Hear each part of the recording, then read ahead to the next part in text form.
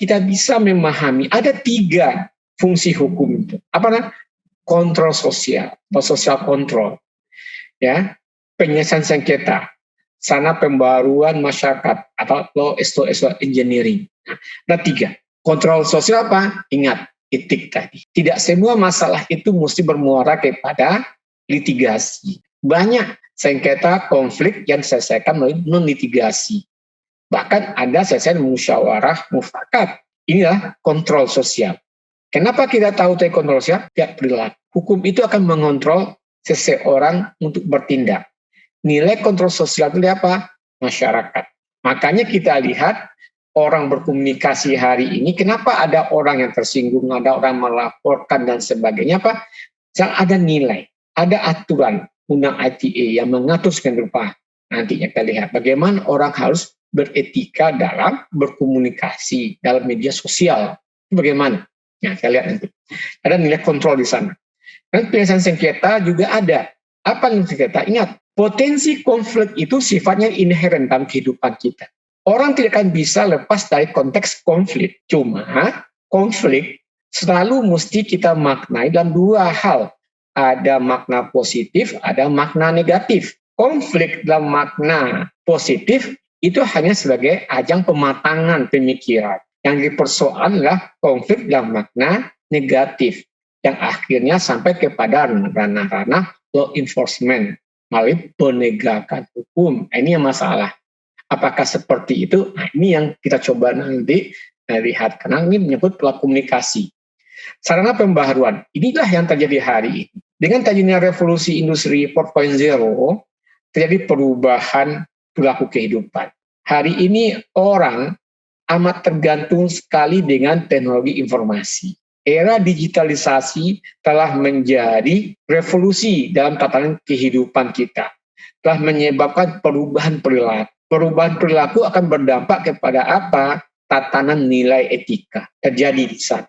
Pertentangan, pergumulan, dan lain sebagainya, ini yang mesti tata sedemikian rupa. Namun, ingat, karena ini menyangkut ada suatu era digitalisasi ini, tentu akan suatu saat ada era lain lagi. Nah, timbul pertanyaan, bagaimana hukum mengatur? Apakah perlu diatur sedemikian rupa, atau bagaimana? Ini yang mesti kita perhatikan betul.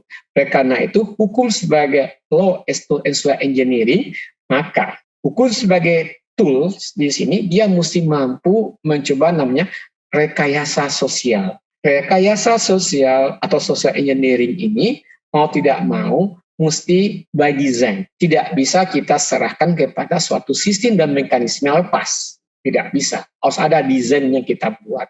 Agar apa? Terwujud namanya tujuan hukum tadi. Ada etisnya, ada kemanfaatannya, ada juga ketertiban yang akan kita cita-citakan. Nah, sini kita lihat. Bagaimana hukum dengan etika itu? Padahal kita bicara hukum, di sinilah sistem hukum di sana. Sedangkan pada saat kita bicara komunikasi, ada juga sistem komunikasi. Lalu pada saat kita bicara etika, ada nilai etik di sana. Nah, oleh karena itu, antara hukum, komunikasi, dan outputnya nanti adalah etik. Bicara hukum misalkan, kita terlepas dari sistem hukum. Nah, negara kita, Indonesia, mengacu kepada positivistik. Kenapa positif? Karena kita civil law atau Eropa kontinental. Sebagai hukum yang mengandung sistem civil law, dia selalu melihat hukum itu dalam makna tertulis. Kalau tidak tertulis itu bukan hukum, katanya. Makanya hampir-hampir semua aktivitas kehidupan diatur oleh hukum. Boleh dikatakan dari bangun tidur sampai kita mau tidur, hukum selalu mengikuti kita. Suka tidak suka, ya, mau tidak mau, hukum telah menjadi bagian yang tidak bisa kita elakkan dalam tatanan kehidupan kita sehari-hari. Makanya kita lihat hari ini, begitu banyak persoalan hukum yang diekspos sampai viral di media sosial. Ya, isu macam-macam. Ada orang cari sensasi, ada orang cari popularitas, ada orang mencari tujuan-tujuan tertentu. Nah, ini menggambarkan apa?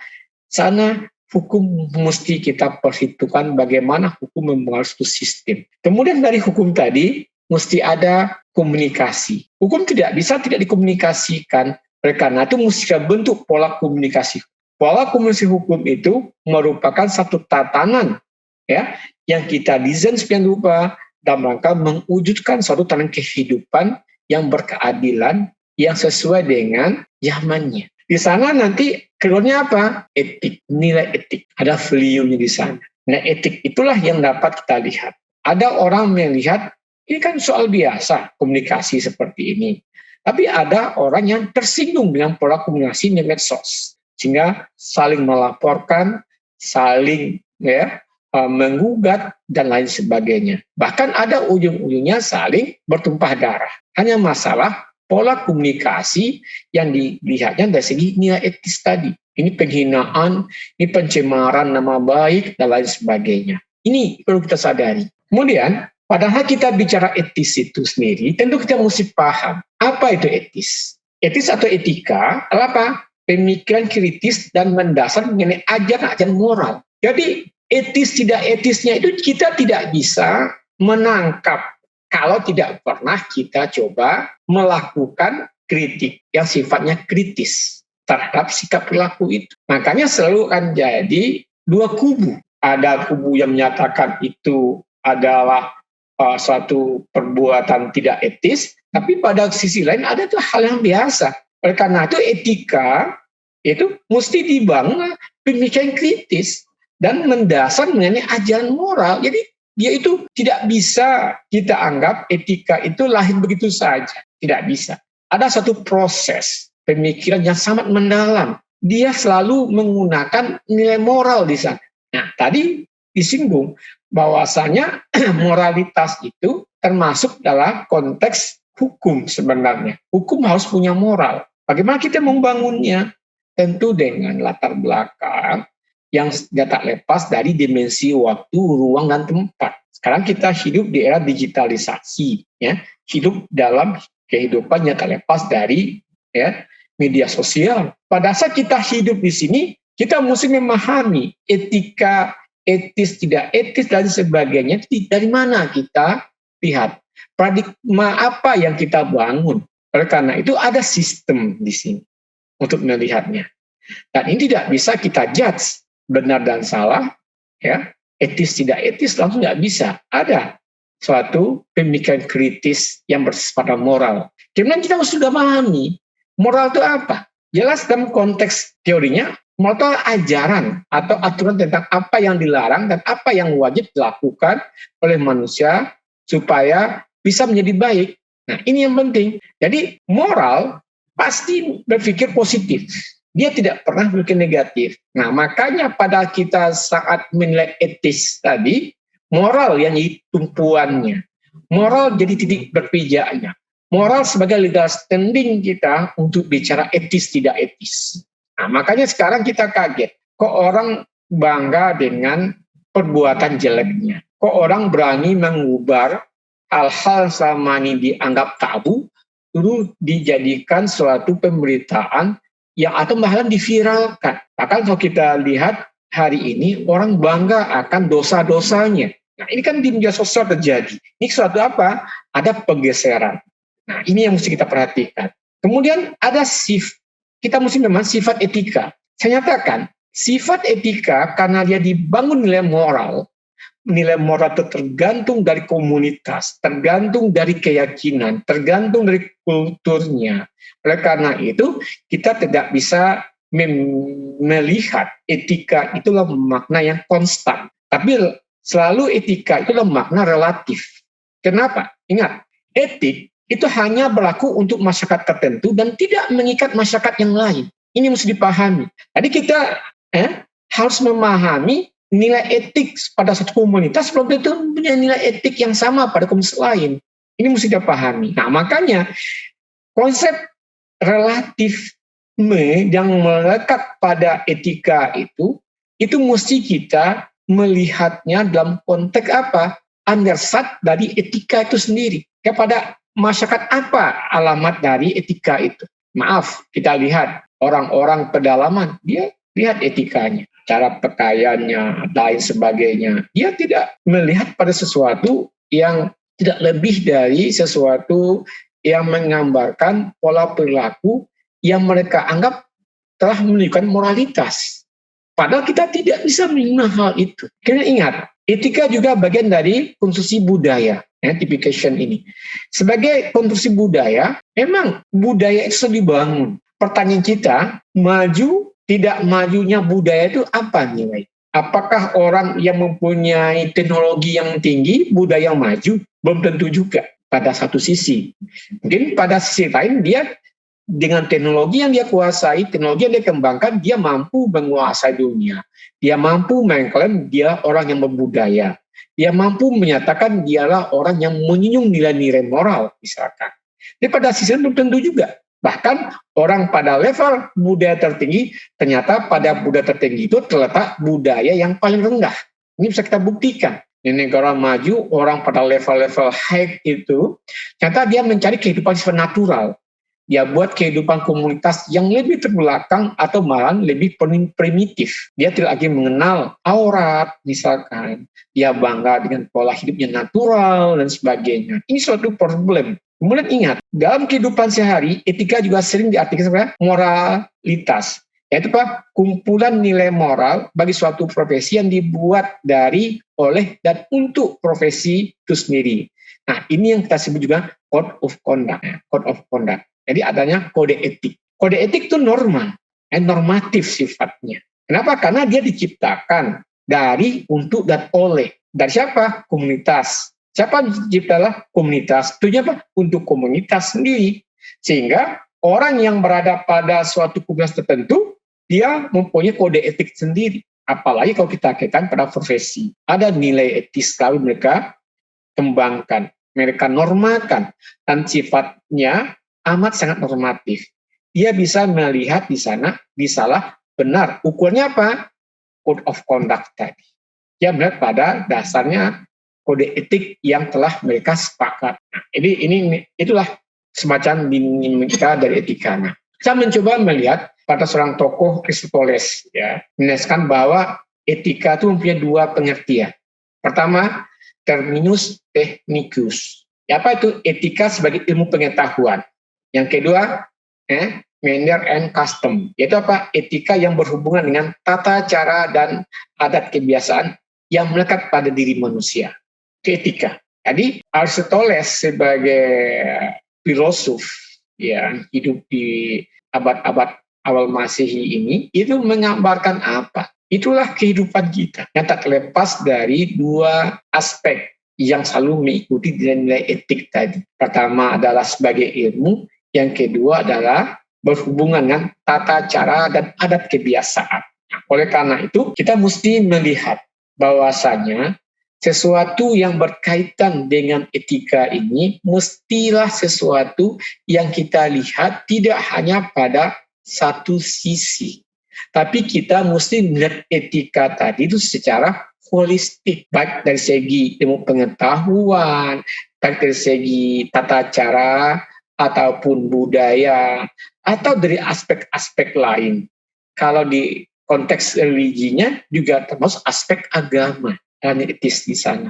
Nah, oleh karena itu memang kita akan selalu dihadapkan dengan pemaknaan etika sebagai ilmu pengetahuan yang bernilai relatif di sini. Ini yang menjadikan dasar kita. Kemudian, kita juga mesti membedakan antara etik dan hukum. Kenapa? Karena ini ibarat dua sisi mata uang yang tidak bisa kita pisahkan. Bicara hukum ada etika di sana.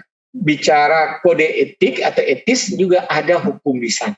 Di sini kita bedakan. Bicara tentang hukum, hukum dibuat oleh lembaga negara dalam makna hukum modern. Itu pertama. Kedua apa? Hukum berlaku untuk seluruh warga negara, bahkan lintas negara. Berlaku untuk seluruh warga negara, bahkan lintas negara. Ini mesti kita pahami. Kemudian apa? Hukum selalu etik dengan sanksi. Oleh karena itu, sanksi hukum dapat berupa apa? Ganti rugi, denda, atau administratif dan atau penjara. Ini sanksinya, mengikat ke sana. Kemudian ingat, penerapan sanksi melibatkan pihak ketiga. Ada namanya pejabat, ada namanya profesi untuk melakukan penegakan. Negara kita, saya lihat ada Penyidik, siapa penyidik itu? Pihak kepolisian, kejaksaan. Lalu siapa penegak lain adalah hakim. Lalu siapa lagi? Advokat. Nah, ini disinilah kita lihat adanya penerapan sanksi melibatkan pihak ketiga tadi.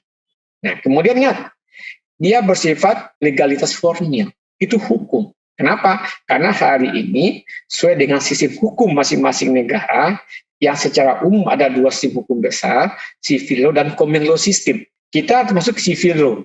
Negara civil law itulah legalitas formil dan makna positivistik di sana. Kemudian ingat, secara filosofis hukum bersifat lahiriah. Kenapa? Dikatakan hukum pada saat dia dituangkan pada konteks aturan. Ada wujudnya, walaupun hanya sebagai dokumen. Ini hukum. Etis bagaimana? Atau kode etik bagaimana? Dibuat oleh dan untuk kalangan internal dan atau profesi. Jadi sifatnya ke dalam. Dia tidak sifat eksternal, tapi internal yang jadi targetnya. Jadi underside-nya ke dalam. Arti kata, siapa yang terikat satu komunitas itu sebenarnya. Lalu apakah kita bisa bawa keluar? Ya bisa saja sebenarnya kalau itu telah dituangkan dalam aturan sifatnya hukum. Nah, seperti undang ITE nanti kita lihat. Kemudian hanya berlaku untuk kalangan anggota atau profesi yang bersangkutan. Oke, tidak masalah. Sanksi terbatas pada apa? Moral. Jika sanksi tambahan lebih bersifat menjaga moral profesi. Apa contohnya adalah dikeluarkan, didenda, diskor, dan sebagainya. Terjadi. Kemudian, selama suatu tindakan tercela belum dilegalkan, maka yang bersangkutan tidak bisa dihukum. Nah, itu prinsip. Jadi etis tidak etis perlakuan seseorang kalau dia telah masuk pada suatu komunitas, sepanjang itu belum diatur, kita tidak bisa salahkan. Kita baru bisa menyalahkan pada saat suatu perbuatan tadi dianggap salah dan telah dinormalkan. Kemudian setiap kode etik itu juga bersifat batiniah. Arti kata dia lahir, dia ada, tak terlepas dari kekuatan batiniah seseorang tadi, ada pada pemikirannya. Lalu bagaimana posisi daripada etik itu sendiri sebenarnya? Ingat, positifnya ingat, dalam konteks ilmu komunikasi selalu bergerak dengan membentuk pemikiran yang dianggap benar di masyarakat. Ingat itu, dalam konteks ilmu komunikasi selalu bergerak dengan membentuk pemikiran yang dianggap benar di masyarakat. Ini mesti kita pahami. Di sana pun etik. Jadi dia selalu bergerak.